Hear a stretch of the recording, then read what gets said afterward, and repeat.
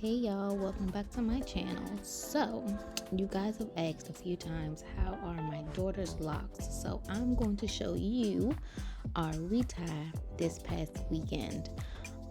She is about 9 months into her lock journey. She is loving her locks, and we are about 6 to 7 weeks out from the last time I retied it. So let me just go down what I'm doing. So when I'm retying her hair, I like to separate it into 4 sections. I think it's just better for her to know how many sections are left, so she knows how long she has to sit. So that helps both of us. I normally do with her hair 3 what is it called? I can't even think of it now. 3-point rotation on everywhere in her head, except for where her hair is more a lot thicker in the middle. I might do a 4-point rotation depending on where I am, but I normally do the 3-point rotation, and if I'm not able to go in again, I will stop. So even if it's not necessarily going down, I'm still going to stop. When separating the rows, I like to comb up a little bit because there's little hairs that get loose.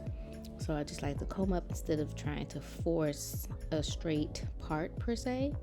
I kind of let her hair do its thing, and I just clean it up more or less.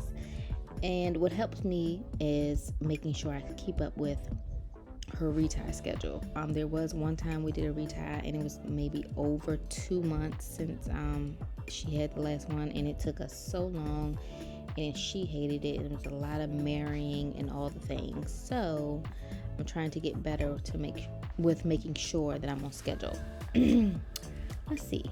What I've noticed with her locks are her parts have shifted a bit, which is fine. Once again, the grid when you're doing microlocs is more so just a guide for you while styling them, and while you're installing them, and then afterwards it's kind of whatever. So her grid shifting doesn't bother me.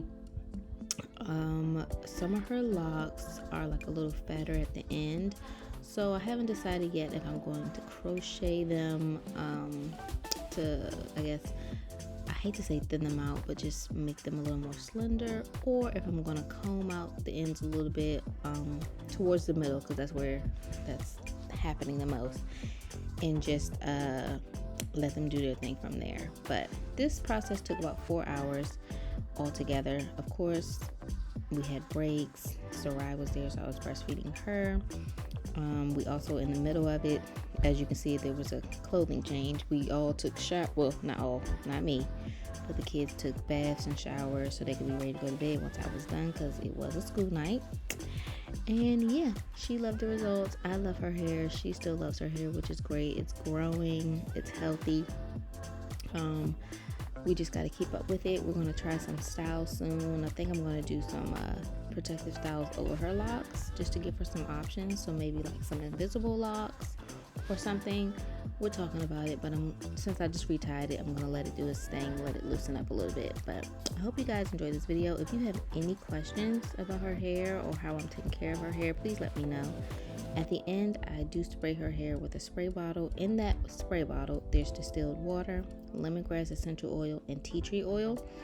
I find that number 1, it smells divine, and number 2, it just helps with scalp health and strengthening her strands. So I'm going to stop talking now. I've talked for about 4 minutes, so I'm going to stop talking and let you watch the rest of the video. Thank you so much for watching. Don't forget to subscribe. I'll see you guys in the next video.